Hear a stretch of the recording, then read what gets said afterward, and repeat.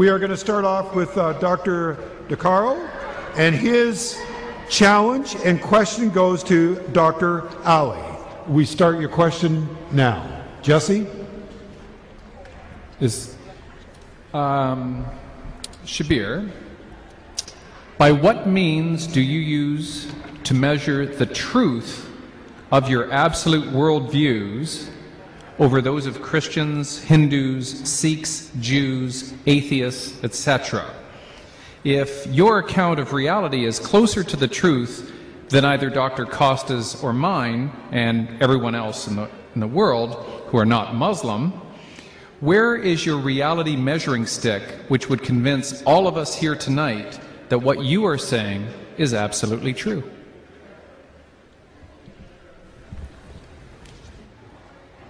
You can also come here. Please.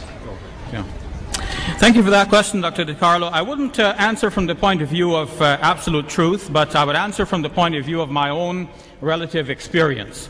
Like all of us, I have a certain history. I've been educated in a certain way. I've been brought up in a certain way. I've had certain experiences in life that have led me to where I am now and what I believe now.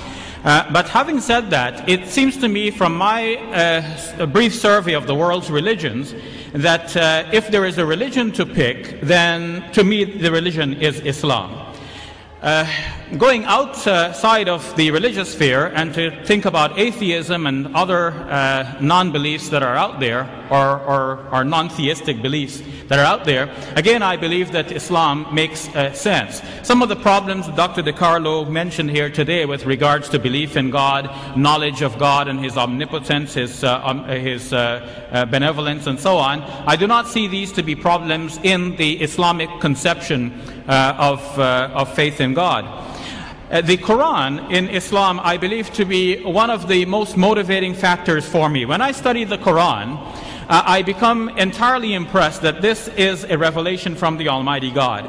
One of the things that confirmed this for me in modern times is noticing that there are certain mathematical patterns in the Quran that go beyond the mere meaning of the text. And this is a modern discovery. Prior to the age of the computer, we were not able to do these studies on the computer. Some people have done studies like this with regards to the Bible. There was Ivan Panin, and more recently Michael Drosnin and Jeffrey Satinover.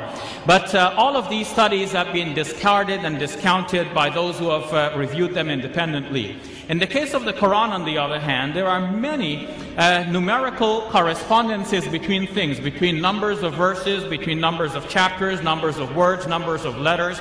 It's forming such a tight-knit composition that it is clear that whoever authored this book has a very deep interest in numbers, has a sharp mind that could keep track of the numbers over the 23 years over which the Quran was being revealed, a piece at a time in a wide variety of circumstances, and didn't tell anybody about this until we can discover it only now. To me, this is the mind of God behind the Quran that we're now discovering.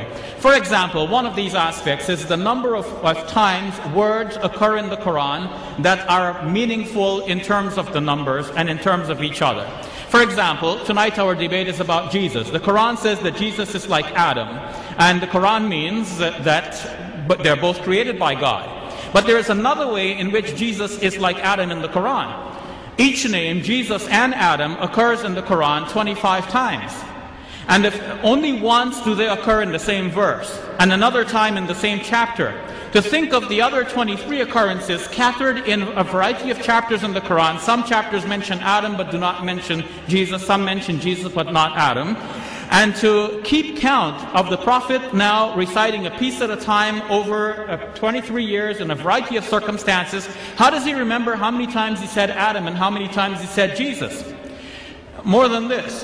The Quran mentions man, rajul, 24 times, and imra, a woman, also 24 times. The Quran mentions Satan, an angel. Satan 68 times, angel 68 times as well. The Quran contrasts this life with the life hereafter. dunya in the Quran occurs 115 times. Akhirah, the life hereafter, also 115 times. What accounts for this phenomenon? What are the chances that you pick up a book, any book, and you ask yourself, how many times does this book mention the word day? Now, any book will tell you that there are 365 and a quarter days in a year. Now, and every child almost knows that.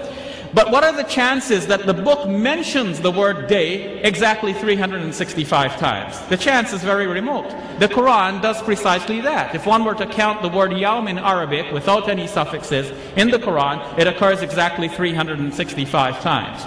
This is one part of a larger phenomenon in which we see that the Quran measures things. Things are measured in the Quran, and the Quran actually draws attention to this. The last verse of the 72nd chapter says that God has measured everything numerically. No one realized at the time that this was actually about the Quran as well. In fact, there are things in the Quran that are measured numerically, and we're only discovering that now. As Adam Smith said in the world of economics, there is an invisible hand guiding everything. To me, there is the invisible hand of God and the mind of God guiding the revelation and the eventual compilation of the Quran as we have it now. Thank you very much.